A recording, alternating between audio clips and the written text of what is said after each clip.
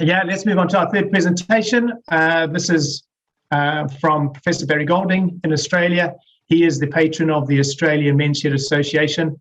And as some of you have said in the chat, is that your double, Jason, or am I seeing double vision? I can tell you a quick story.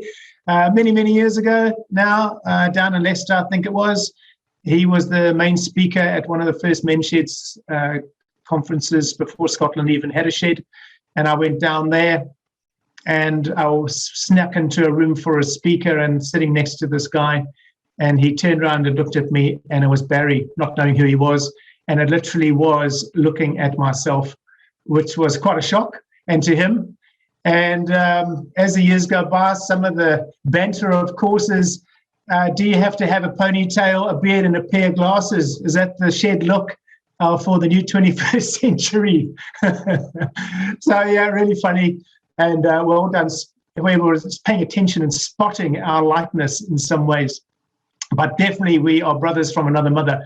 But we have no other connection besides sheds over these years. So, yeah, pretty fantastic and extraordinary, really.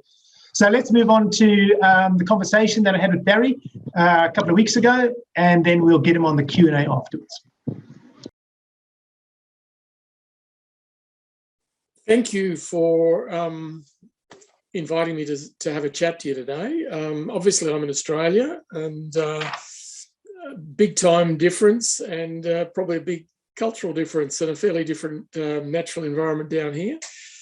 But I'd like to just share my big picture about men's sheds.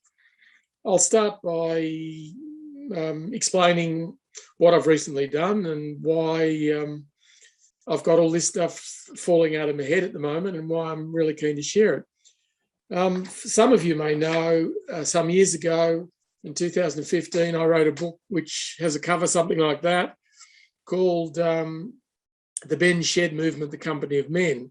That's the one with the corrugated iron shed. And I never intended to write another book. I was over it by the time I'd finished that book. During the lockdown last year, I approached the publisher in the US, Common Ground Publishing, and said, maybe I should update the book. And they said, why would you update it? Why don't you write another one?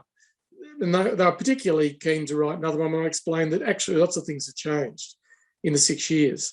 Firstly, there's twice as many men's sheds around the world. Secondly, COVID has a serious impact on sheds, and I would argue on the movement. And I would argue after the movement after the dragon is sort of slain, it will be an interesting time in the sense that I think there'll be more people out of work for quite some time in some countries. I guess the other reason for an update is that there's a whole lot of new kids on the block. When I did this, the book last time, there was a couple of sheds in Scotland, but really you had no movement much in Scotland then. And it's just gone gangbusters in Scotland, obviously. But also there's new movements in Denmark. There's new movements in the US, in Canada. There's a lot more sheds even here in Australia, and they've really continued to grow in New Zealand. Ireland has continued to go very well. So enough had changed. And there's also a women's shed movement. And so I thought it was time to write a new book. The other reason for doing it is that I think when I look at what's happening, and this is borne out in the case studies, there's 131 case studies in this new book. Some of them are revisited, some of them are new. But what I've found, even in the revisited case studies, these are case studies I studied in 2015, is a lot of the sheds are actually changing. And I guess the original model in Australia was mainly for older men in retirement, and I would argue it still is, but there's some interesting things happening in different countries where the model has been broadened, sometimes to include more diverse men, sometimes it's more diverse by age, sometimes it's more diverse by gender. And there's sometimes it can be broadened by in terms of people's ethnic background. And I would argue there's a case for broadening it in terms of the socioeconomic status of the people it's meeting. I would argue that some of the sheds, and this is not a criticism, it's just an observation, some of the sheds in England, for example, and also in the US, are probably reaching reasonably well-heeled older white men, which raises the question, how do you broaden it? How do you get more diverse ages in? How do you get people who are more representative of, for example, the Scottish population, including your immigrants and refugees? And here in Australia, how do we get more First Nations people involved, particularly men? And how do we actually make sure it doesn't become a sort of an exclusive club for a small number of people? And so I guess that's where the broadening thing came in. So to give a global picture, when I wrote my first book, and by the way, there's the cover of the second book, which has got chains on the front. And the idea, I mean, I looked at a whole lot of pictures to represent the theme of broadening, but for me, the men's shed movement is about a whole lot of different links. They're all distinct and different. They're probably not all like this on the cover where all the chains are the same, but in a sense, the movement is linked. And each of the movements is made up of very diverse elements. So, as I say somewhere in the book, if this was McDonald's, all sheds would be the same. And you'd walk into a shed in Scotland and it'd look at the same as the shed here in Australia or the shed in Denmark. But thank Christ they're not McDonald's. They're all different. And so my point is that there's no right way. But in the end, and then my other point is that if we don't work together, we're not very strong. And I think my other message is that not only do we need to work together within our countries and across nations, but we also need to not compete when it comes to, for example, peak body organisations. And I actually talk at some length in the book about the shed wars here in Australia. It's not really a war, it's just a standoff. But rather than just pretending that the shed wars don't exist, I've actually written about it because I believe that you guys in Scotland and Ireland and Denmark perhaps can learn from what we've got wrong here in Australia. And what I'm saying basically is that, and to cut to the chase, here in Australia we have 1,300 sheds. We've got probably 300 sheds here in Victoria, but we've got two peak bodies. We've got a state association and a national association. And at different times, they have been at loggerheads. And this impacts on membership of the associations. It impacts on governments. It impacts on public perceptions of the social capital that we've built up over the decades. And so my point is that it's easy to run down what we've built if we actually don't sort our differences out and rationalise and make the whole thing sustainable. And so the worst example here is in Australia. We have a state called Tasmania, and the Tasmanians don't talk at all to the Australian Men's Sheds Association. And when I was writing to the book, they didn't talk to me either. So because I'm a patron of the National Association and they see me as being tarred by the Australian Men's Sheds Association. Now, I'm just the meat in the sandwich here. I was just I said, you tell me what you can. And they said, we will not contribute anything, we will not help in any way.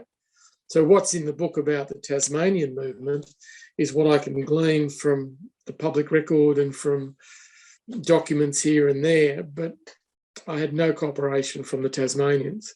Now that's a sad state of affairs, I think. You know, I don't know what everyone thinks, but that's where I've come from.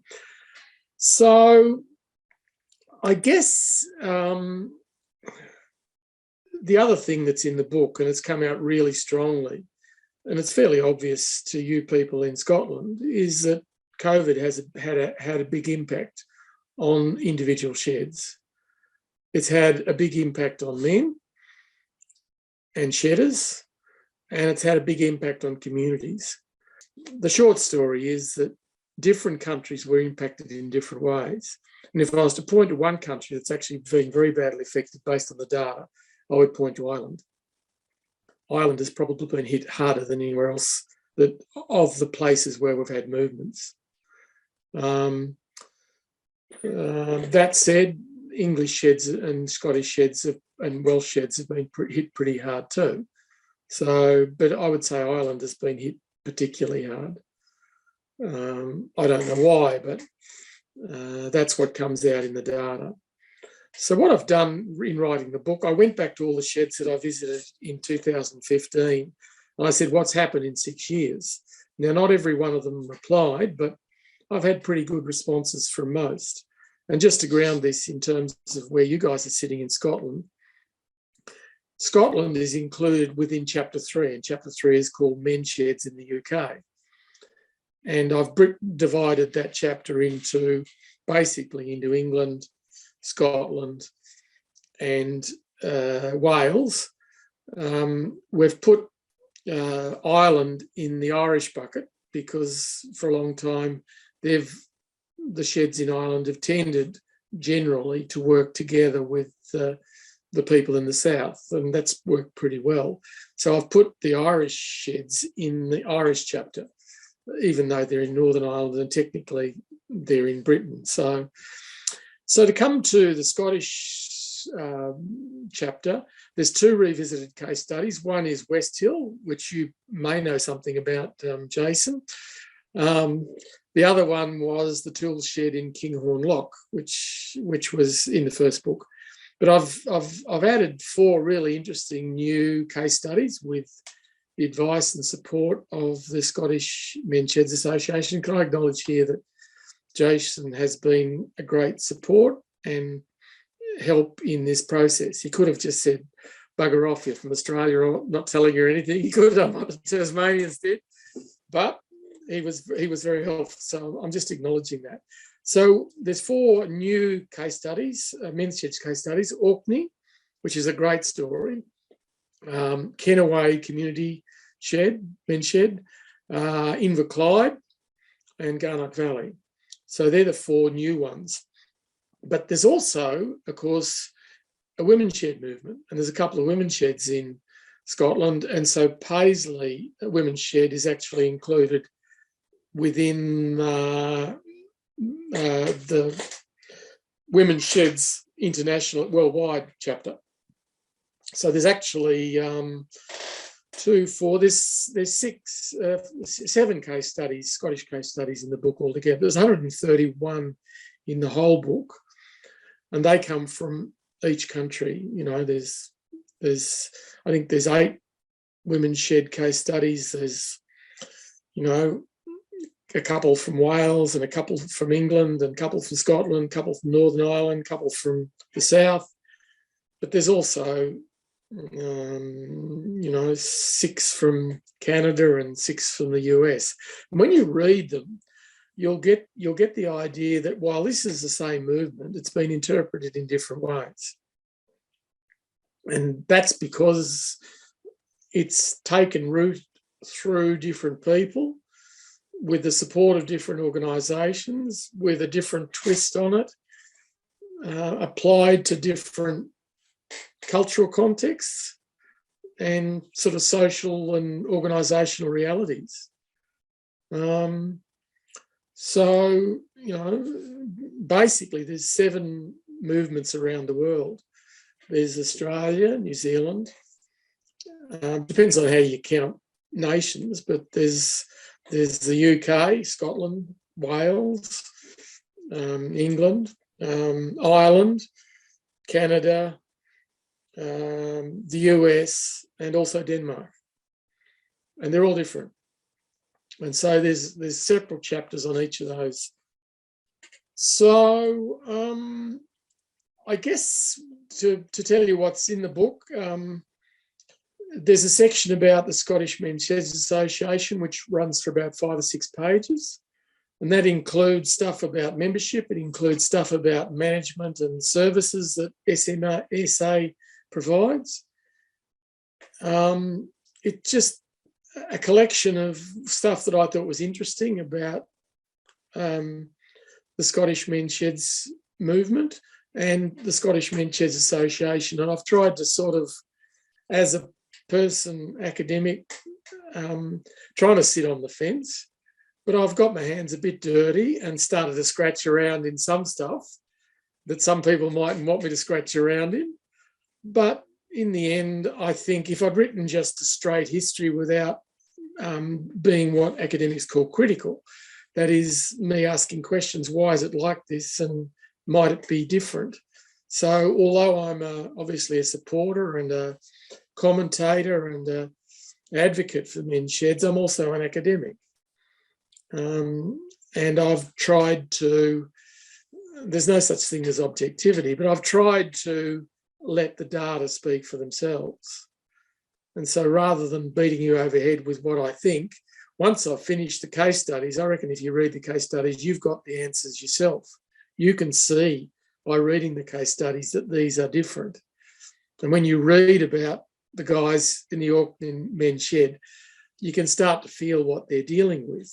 And they're dealing with, for example, nowhere to call home, and they're dealing with all sorts of stuff. But each shed is dealing with different stuff. And some sheds are doing famously, and some sheds, for example, some of the ones that started here in Australia 20 years ago are having to reinvent themselves. Because if you think about it, the median age of shedders when the shed started was 65. It's 20 years on. And those guys are either dead or they've got dementia or they're very ill. So the question is the shed still reflective of who they are? Have they been able to find a way of it being sustainable? Have they managed succession? And how have they done that? And that's why I went back to the sheds, because some sheds are frankly not coping very well, particularly if some of the people in the shed, if I can be frank, if some of the grumpy old men who started it haven't been able to let go and see that they should have moved on, or they should have found some way of transforming the shed or the community. And in a sense, that shed will die, because all organisations come and go. And I'll give you a good example here in Australia. It might sound weird to do this, but we inherited a Scottish movement here in the 1850s. We took the Mechanics Institute's movement from Scotland and we applied it in Australia. And here in the state of Victoria, there was around 400 Mechanics Institutes in Australia, in Australia on the Scottish model. So in a sense, there was a movement which came from Scotland to Australia and hit a sweet spot. And every little town, including the tiny town I live in here, where I live, there's only 300 people. There was a Mechanics Institute hall across the road, which dealt with basically with working class men who were working in the mines. But there's only 2 Mechanics Institutes left in Australia. One of which is in Ballarat, and the other one I think is in Melbourne. So in a sense, it was a movement that shone very brightly, but it went. Now, I don't think the shed movement's going to be around forever, but it certainly shone very brightly in Australia, on and off for the last 20 years. It's certainly shining brightly at the moment. And I would say that the rate of growth that you've had in Scotland and Wales in the last few years is one of the highest rates of growth anywhere in the world. So pat yourselves on the back. I don't know who's done it. I don't know. Couldn't be Jason who did that. couldn't be Jason. I know Jason. It was obviously somebody else. But my point is, you've been very successful. You could say some of it's been about timing, some of it's been about seriously, some of it's been good management and good people running it. But some of it's also about there being fertile ground for it. And when I visited Scotland long before you started Men's Sheds, I travelled and looked in little villages and went right up and talked to people about sheds and stuff. And I could see that they would go off. I could just see, I could feel that a lot of these little places around Scotland were just right for something like a Men's Shed. But I couldn't be sure.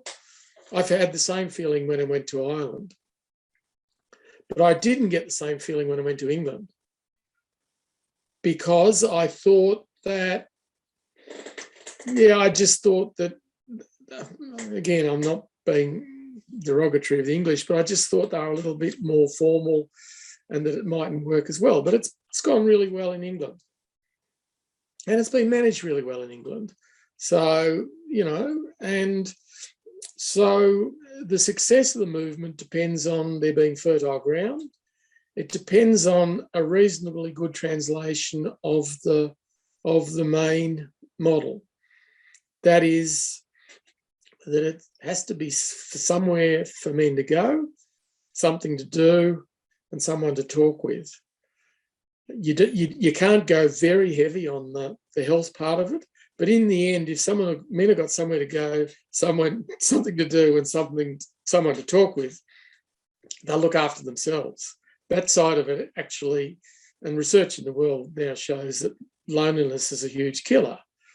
We know that since the movement started, and I think that's, in a sense, what the Men's Shed movement has proved, is that if you can combat social isolation, whether it's a Patron club or whether it's men in the north of Finland fishing under ice and eating sausages around a fire afterwards, or a Men's Shed in the Orkneys or in Inverclyde or Garnock Valley or Kennaway, it'll work if you empower the men and if you allow a degree of local control such that the men own the shed in a sense that they are actually in control.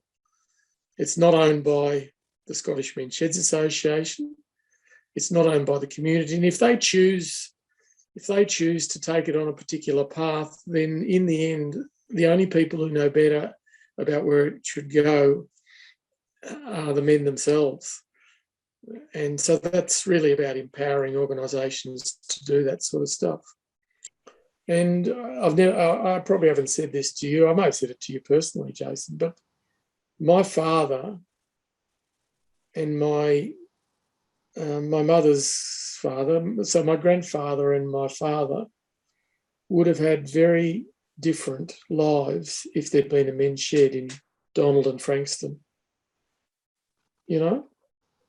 That's not why I'm interested in Men's Sheds, but when I bring it home to me, I can see that their lives would have been much richer if they'd had somewhere to go and something to do and someone to talk with, rather than being sent on errands by my mother and my grandmother in order to get them out of the house.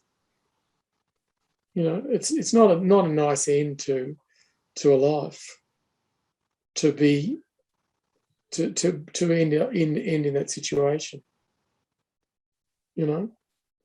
So there is a personal aspect to this, but it's not why I do it. I do it because I think the model is powerful. It's transformative.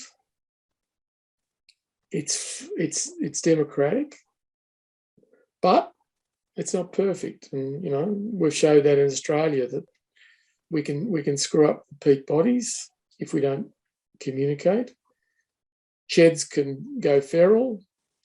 You can have guys that take over in a shed and want it to be just about them and about what they want to do.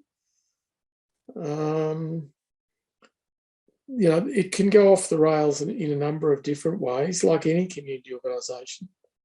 And in the end, people have to keep talking, and people have to keep changing. And like with any organisation, you need renewal and you need to be sustainable. Yeah, 100%, Barry. With you, with most of that. Barry and I don't agree with everything, and now there's a surprise. But fundamentally, we do on the basics, and that's what's good if we're on the same team. I remember Barry said to me many years ago when I was seeking his advice, when I was new to the whole movement, it was 12 years ago now. He said to me, Jason, you might not agree with everybody, but if they support the movement, you need to keep them around the table. Differences of opinion are a healthy thing to have, and it doesn't all have to go your own way, which, of course, everybody wants it to go their own way. And we see, as he's alluded to, we see these issues in the sheds, and I'm definitely seeing it now where, as we're calling it, the COVID fatigue, there's issues with existing boards and having to come back and try and start again, literally, as such. And we have seen development groups and sheds closing over the last 6 weeks. And on a positive side, new ones starting as well. So, yeah, great to see you, Barry. I don't know what the time is over there, mate, but it must be getting on. It's 11 o'clock at night. It's way past my bedtime, Jason. Well, I can say you're still looking good. It's a bit scary seeing you now, side by side on the screen. and my sympathy goes out to the viewers today. Barry.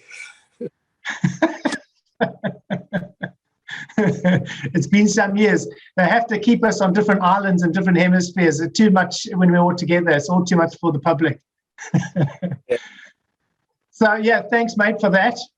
We've got some questions coming in as well. If anybody wants to ask them directly, please put your hands up. Just use the reactions button, and we will get you. You can come and ask your question directly. Some people had to shoot off, like Audra has gone off to the cafe as well to help that with the health cafe. Like you were saying, Barry, yeah. Thanks for sharing a bit of your personal stuff, mate. It affects all of us as we're getting older. And it's lovely to, even though it's a difficult topic, dementia, particularly in the sheds, it is something that's growing, as we all know, across the Western world. Sheds definitely play a part. But it is tricky, isn't it? Particularly when you've had a guy who might have been there for 5, 10, 15 years and then can no longer attend because we're not service providers. We are still voluntary guys who are not, we're bringing us a health benefit, but we're not a service provider. And this is constantly coming up. Is that still an issue in Australia? Yes, it is. But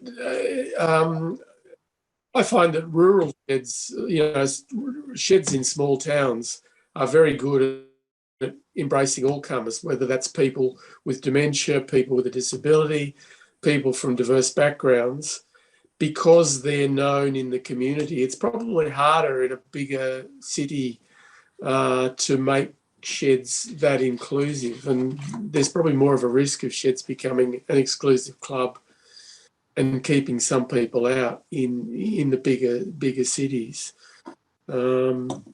But I will note that there are actually sheds here in Australia which are just specialising with working with men with dementia.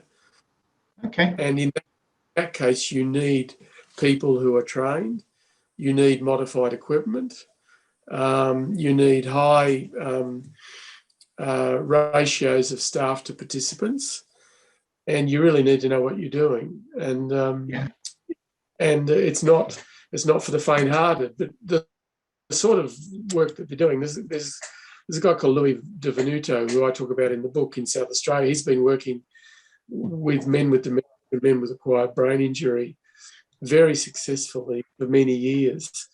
And it's not expensive. If you think about it, it's much less expensive than running health programs just to put somebody in a shed with some volunteers who are trained and who know what they're doing. But it's also very effective, and there's some great stories that come out of these sheds. Can I just say, while I am chatting, I really did enjoy listening to both Charlie and Harry, and I agree with Harry. His main point was stories are important and stories are powerful, and I guess that's what I've tried to do in the book without banging on about it. There's 130 case studies, and every case study is different, but every case study says something different. Yeah. The data is important, and there's the data on the number of sheds and the shed density and all that sort of stuff. But in the end, it's the stories that are actually important and powerful. But also picking up on what Harry said, and he mentioned the research into neuroscience. And there's a great book which I just had a look online to see how much it is, and no one's going to go out and buy it. I was given a copy to review it.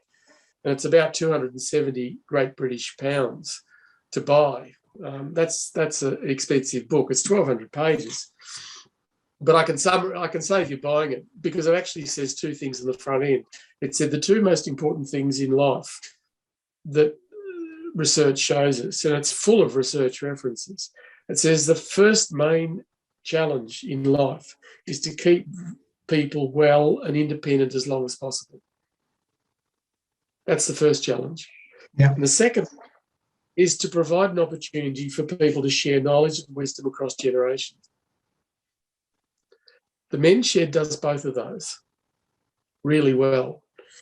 It's about keeping well and independent as long as possible, and it's about sharing the knowledge that all people have got across generations. And I just love that as an organising principle for keeping well, for what Harry described as salutogenesis. So I just think that's really important to stress. Can I just also throw in that that I think the one to watch is women's sheds. There's some wonderful case studies in the book where, as Harry rightly alluded to, you can have a men's shed on 2 days. You can have a women's shed under the same roof on another 2 days, and you're using the same space. And if that works for the local community and the women want it and want to be involved, you've got twice as much funding for the same cost. It's a sort of no-brainer. And there's some lovely case studies in the book of where that's actually, there's a great story, and the little town is called Yeovil. It's a town of 300 people in Western New South Wales, in the middle of nowhere.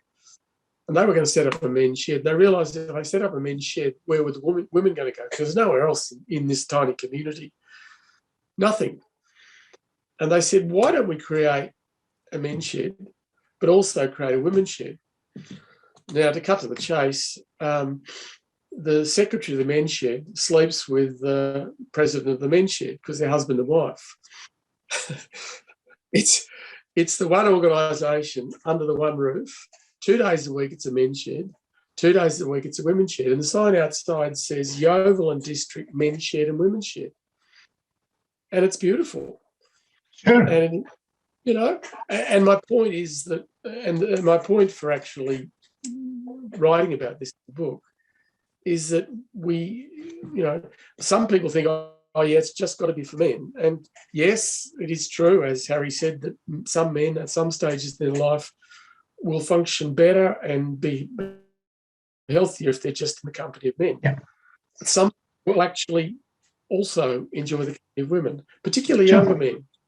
My point in the book is that if we want to make sheds more inclusive, we need to think of other ways of doing it, more creative ways. And that's why I put a whole lot of case studies. And I was actually really surprised that many of the early men's sheds in Australia have actually found ways of running women's programs, running women's sheds, supporting women's sheds, doing all sorts of stuff. And that doesn't necessarily cut across the men's shed. It just enhances the community and also enhances the possibilities, makes it more sustainable and drags in younger people. Yeah, I agree. It's a win-win. I mean, what we're doing is the whole movement of health and well-being for our world and our planet, moving into the 21st century. the focus that we have definitely in Scotland is that this is a men's health movement, where there's a lot of movements out there for women. There are very few, absolutely none for men. And so we're really trying to put men's health on the agenda for the very first time. And to be diluted in a way by going into these other conversations, it's not that it's not important, but it's not the most important thing, certainly for our charity, which is focusing on men's health and well-being as such. But how we move and how it evolves over the decades and time. So it's good looking at Australia, it's good looking at Ireland, which is about 2 years ahead of us. Ours is about 15 years ahead of us. We can see, because the Western demographic's pretty much the same in all the countries, we all come from the same kind of basic education background, same type of shops, clothing, mass media, etc. So yeah, absolutely take your point on that. Right, we've got Danny Hutchin again. She's got her hand up. Which I don't know if you've met Danny before, have you, Barry, from Glasgow, Kelly? Not sure. Okay, so Danny, if you can come on, it's your time to ask the question of Barry. Hi, Barry. Really nice to meet you. Finally, I've kind of referenced loads of your work, and I'm a big supporter of all the work that you've done on men's sheds.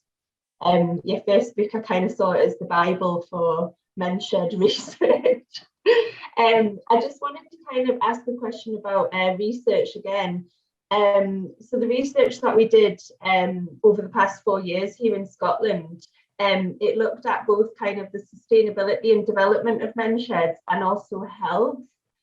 I was just thinking in terms of future research and how to get further support for the men's shed that's not just based around health, and if you've seen any type of that relationship between research being done in Australia and it on other aspects of the positive benefits of men's sheds, and whether that's garnered any support from like policy or practice or funding or anything like that. I hope that makes sense. It does make sense. Thank you, Danny. I guess my short answer is read the research chapter in the book called Research Evidence Since 2014, but that'd be trite if I just said that. I think what's coming through is a lot of the early research was trying to pin the benefits onto individual men, which, as Harry said, is very difficult to do ethically. And it's also very difficult to do practically and has to be done over a long period of time with a before and after. But it's very easy to demonstrate the benefits to other people, to family, to wives and partners and loved ones and sisters. And it's also one of the other things that I think is really ripe is to actually look at the benefits for the community, because a lot of these sheds are doing huge work. Some people say to me, and they criticise men's sheds and they say, oh, you're getting all this money. Well, frankly, although governments do give some money here in Australia, it's minuscule compared to the cost of keeping one person on dialysis, in one place. It's a very small amount of money to keep people healthy, as Harry said, rather than just treating illness. And as you probably know, we spend 30% of our health budget on the last 30 days of people's lives. And that's important to give people a soft exit. But, sometimes you have to ask the question, are there better ways of spending money, keeping people healthy? And I think that's what men's sheds are about. And I think the bang for the buck is huge. But it's not just for the men. It's for their partners, it's for the community. And what sheds do for the community, that's why I love the case studies. The case studies, when you read just one case study, you think, my God, this shed has done all this in this amount of time to this number of people and to this number of organisations in this one place. If you paid somebody to do that work, you'd break the bank, So, and, here in Australia, at least 90% of sheds have got no paid staff. It's done with on the smell of an oily rag. So I guess my short answer is researching the other benefits is, I think, the next frontier, because we shouldn't just be trying to show that people live longer or are healthier, because that's really hard to demonstrate. And it's hard to demonstrate that men don't suicide, but we know that there's lots of men who say, without the shed, I'd be dead.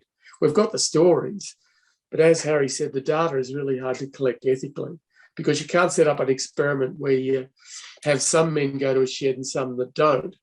That's just not ethical.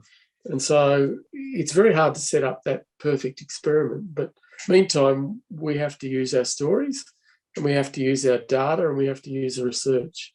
And you and others doing research is really critically important, because governments and non-government organisations need the evidence in order to support sheds. You know, it might be boring for shedders to fill out surveys and to be interviewed by people like me and you, but we try and make it enjoyable, don't we, Danny? And eat all of the biscuits in all of the sheds. I've got a colleague who often gets marriage proposals from men she interviews, so there's benefits, you know. Yeah, I think my son has inherited about 300 granddads during the process of the research. And I totally agree with what you're saying. I think another side of it here in Scotland, what we see is so sheds, when they apply for funding or when they apply for premises, they really have to kind of provide evidence of their wider impacts on the community and not just on the members themselves. So I think having that kind of research in place, which basically kind of maps those wider impacts, so not just inside the shed, but outside the shed, whether it be, you know, shedders kind of fixing things in the community, making things for the community, the wider impact on families, friends. I agree that would be a really lovely piece of research and really important to inform policy, but also to help the shedders to kind of show their value and communicate that. Thank you. Or as you probably know, that in Scotland has one of the few, and I think you're involved in it, Jason, the study of the bang for the buck study, showing the cost benefit analysis of men's sheds, and it's very positive when you look at similar returns on investment of other areas of public policy. It's a no-brainer. Thank you, Danny. Thank you. Thanks. Thanks, Danny. Great. Well, we're going to have to wrap it up, because I can see that it's way past Barry's bedtime and the sun is well set in Australia. I've got my glass of port ready to fill up to help me sleep. I shouldn't do it. We will have worn you out. You won't have to worry about that tonight, mate. A glass of Australian muscat, I think. So, yeah, I just want to say again to Barry, thank you so much for the information, all the years and years and years, for traveling around the world, coming to originally back to England, where I first met him all those years ago, about 12, 13 years ago now, and for continuing to support me with all my million questions of trying to get it right here and learning rather than reinventing the wheel. So it's been invaluable over this decade or so. And when he's come over, we've taken a joyride around to some of the sheds in Aberdeenshire as well, which has been always great fun. And for the shedders to meet him and you know, cups of tea and biscuits, of course, are number one in the shed. We're all if you look in the chat box, Michelle has put in the link to get Barry's books. There are 2 books. And tomorrow we will be putting out, mail out to everybody with the links to get Barry's books. There's also a discount. If you haven't got both books, he's offering a discount as a pre-Christmas special. So you can fill up those stockings and get 2 books, because winter's coming and you want to put your feet up and read about everything men's sheds when you're snowed in, I am sure, as I have. So again, mate. Thank you. And when you order them, the international freight is very slow at the moment, because the whole world international freight is log jammed, and I'm still waiting on. I haven't seen a copy of the book myself, and I published 3 weeks ago. So they're somewhere in the Pacific or over the Pacific. So at some stage, yours, if you organise a purchase, but can I just encourage? I acknowledge it's not a cheap book. I don't set the price, but it's a bloody big book. It's 444 pages, and that means it's expensive just in terms of the amount of paper and the weight of the bloody thing to post it. So I can't. I'm not apologising for that, but I do would encourage you to, if you can't afford one yourself, get one for the shed, and everyone can read it then. And I believe there's also a digital version, is there? There is, yes. Yeah. Okay, so that's a little bit cheaper, but always good to have it in the shed so guys can sit around, have a blather, and open up really great discussions about the stuff and how their shed's going to go. So the first book certainly helped me in the early years of setting up the movement here. And this now, years on, where we're sitting, and we can learn from these examples from around the world. So, yeah. Lastly, Barry, thanks again, mate, for the years and decades for helping this movement across the planet, getting it into Scotland, all the support you've given me over these decades, and hope you stay well in Oz and you have a great summer as we move into winter, and we will bid you good night. All right. Thank you, and thanks for tuning in. Thanks, Jason. Bye-bye. Cheers, mate.